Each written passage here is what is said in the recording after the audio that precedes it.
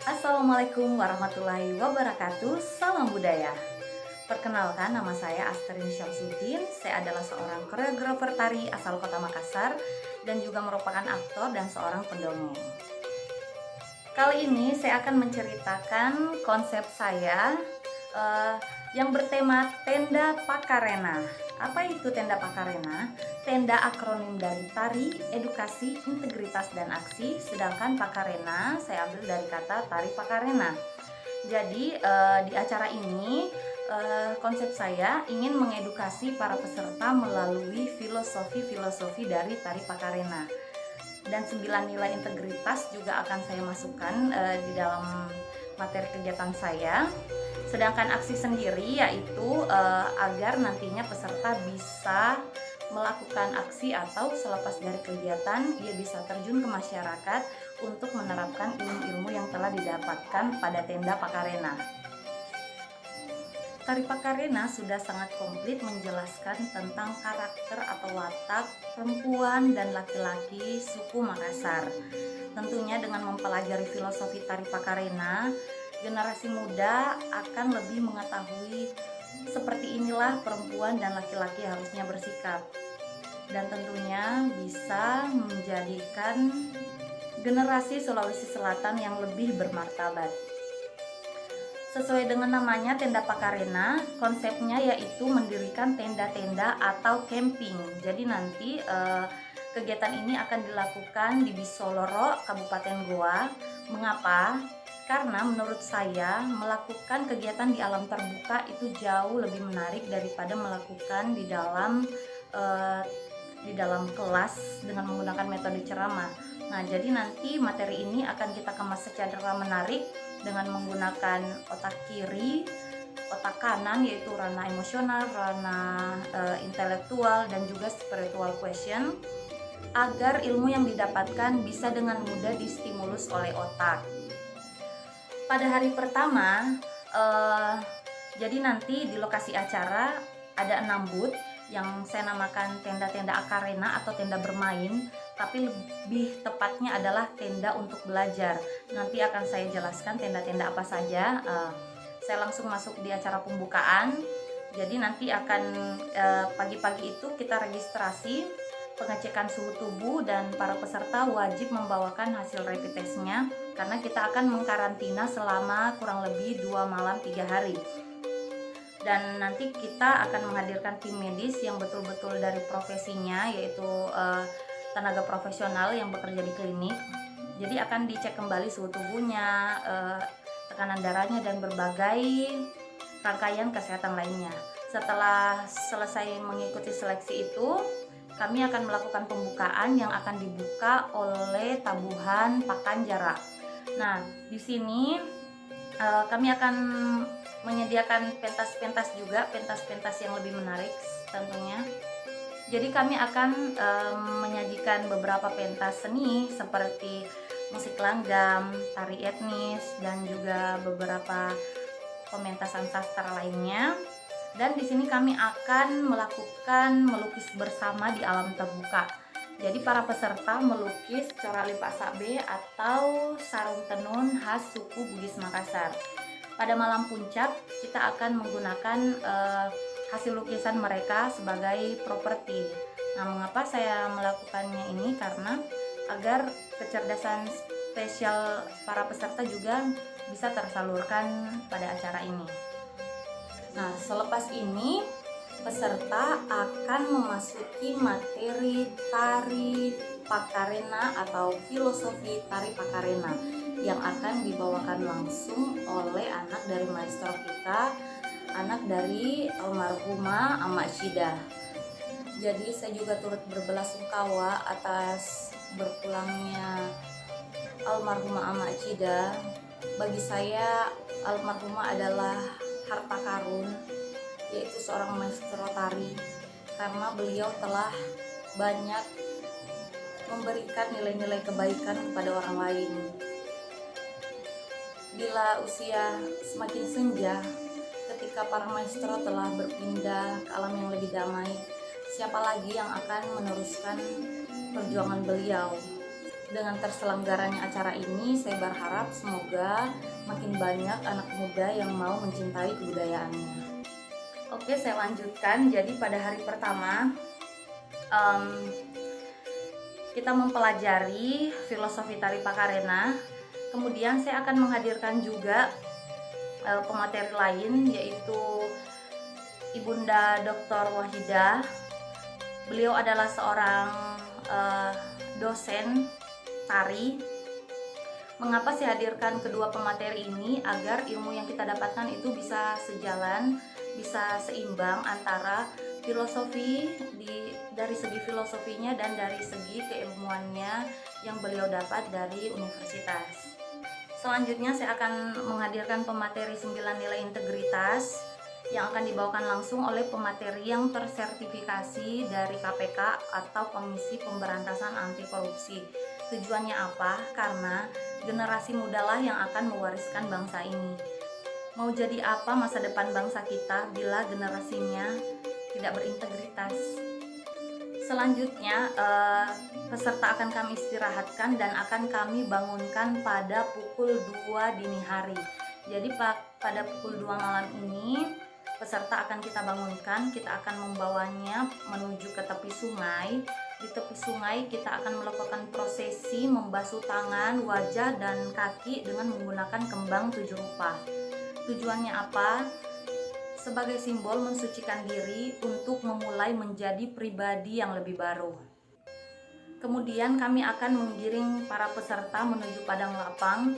Jadi nanti di sini peserta tidak akan menyangka bahwa ada banyak sekali lampion-lampion di lokasi acara, dan ia akan disambut oleh angaru. Kita akan aru para peserta dengan menggunakan gendang yang bertalu-talu dan lantunan pui-pui yang sangat merdu.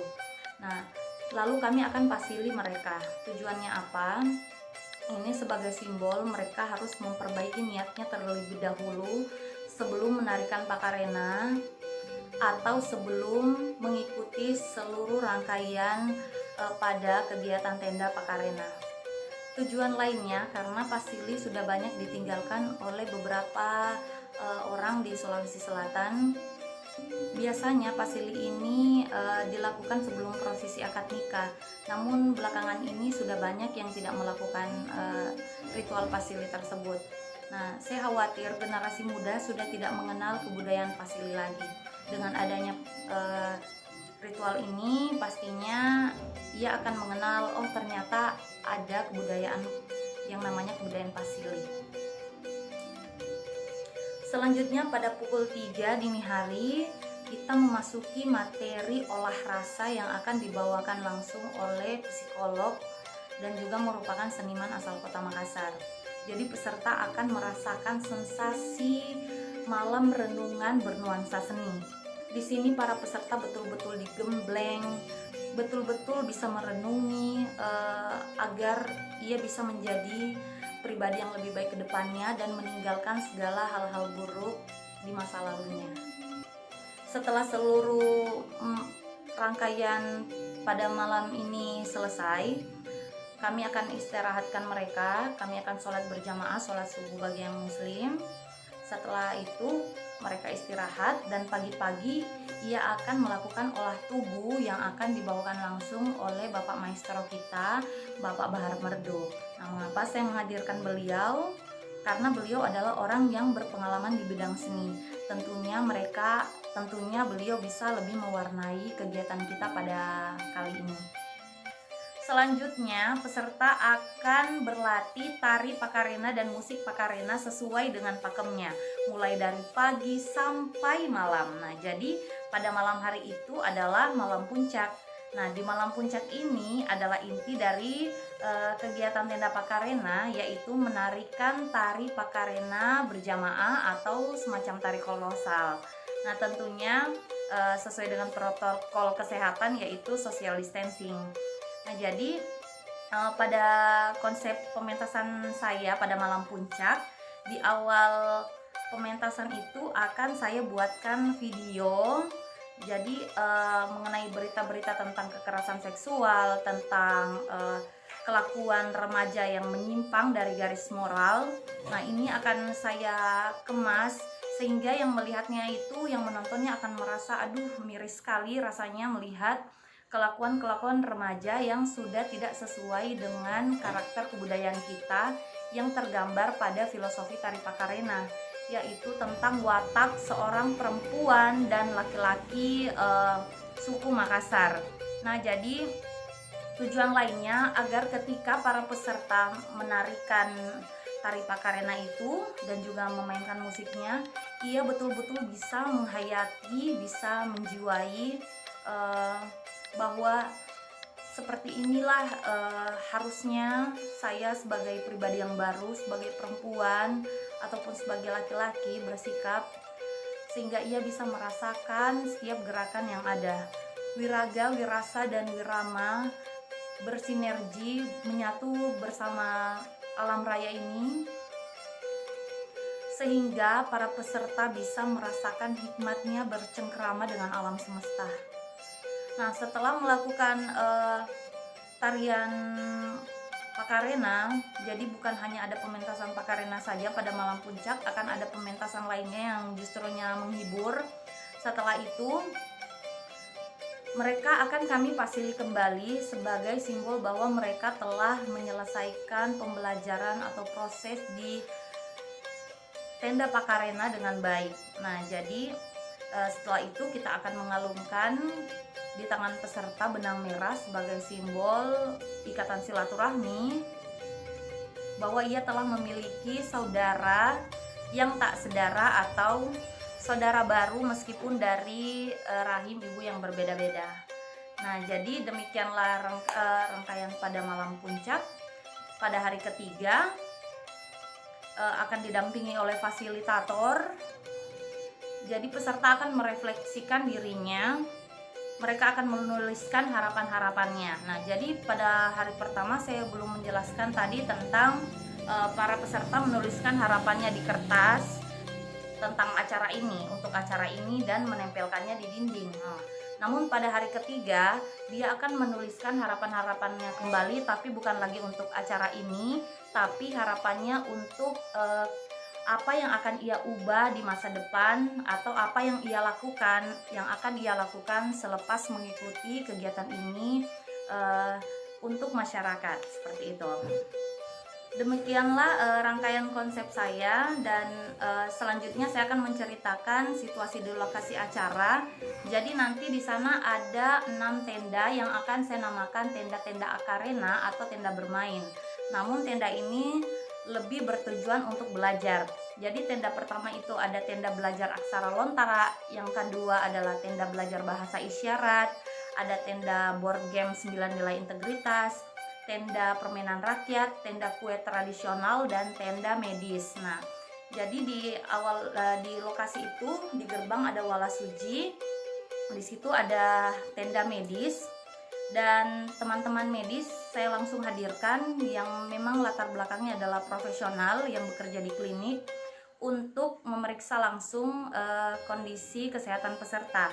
Jadi peserta akan menyetorkan hasil rapid test atau hasil tes kesehatan, dan akan dicek kembali suhu tubuhnya, tekanan darahnya, dan peserta akan melakukan berbagai prosesi kesehatan karena mereka akan dikarantina nantinya selama 2 malam 3 hari. Nah, setelah melakukan prosesi itu barulah ia bisa kami nyatakan sebagai peserta tenda Pakarena.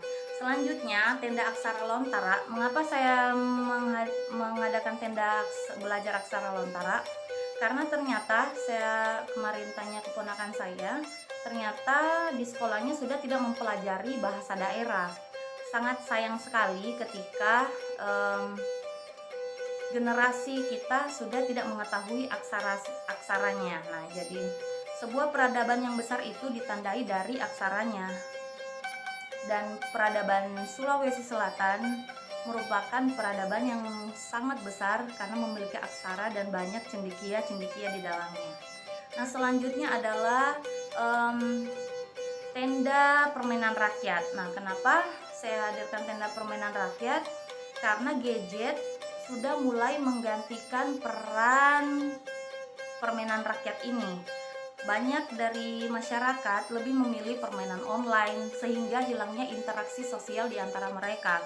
Padahal sudah jelas sekali kebudayaan kita, yaitu kebudayaan Abulosi Batang, lebih mengutamakan gotong royong dan kerjasama. Nah, dengan adanya tenda permainan rakyat ini, peserta akan merasakan ternyata lebih enak ketika kita bisa bermain dan berinteraksi secara langsung.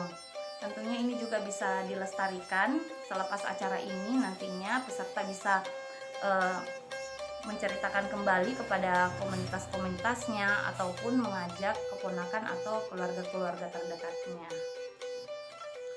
Selanjutnya adalah tenda kue tradisional. Nah, dari fenomena kue barongki ini, anak-anak sudah tidak menyebutnya lagi kue barongko, katanya karena penyebutan ko itu kasar untuk kalangan suku Makassar, makanya diubahlah menjadi ki supaya lebih halus. Nah, dari hal sepele ini bisa mengubah tatanan kebudayaan yang telah ada.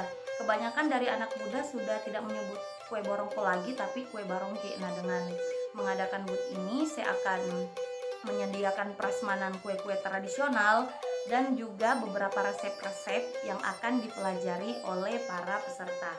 Nah, selanjutnya adalah tenda bahasa isyarat. Nah, jadi tenda mempelajari bahasa isyarat.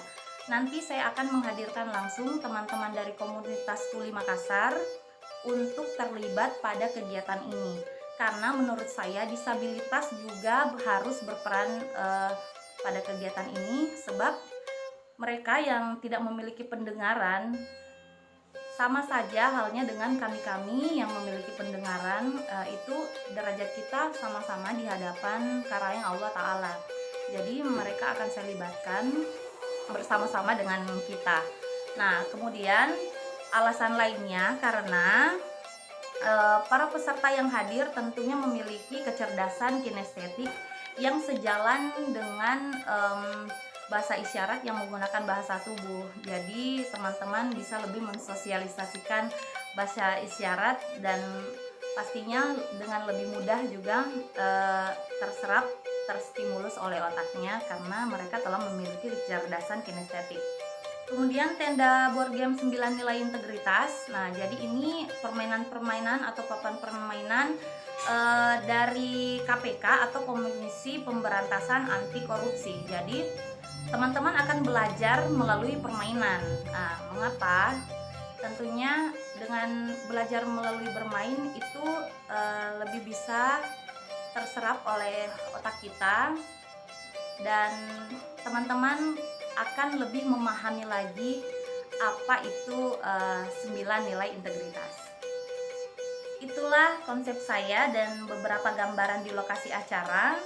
Semoga bisa bermanfaat untuk orang banyak dan semoga saya bisa merealisasikannya bersama teman-teman seperjuangan di jalur kebudayaan.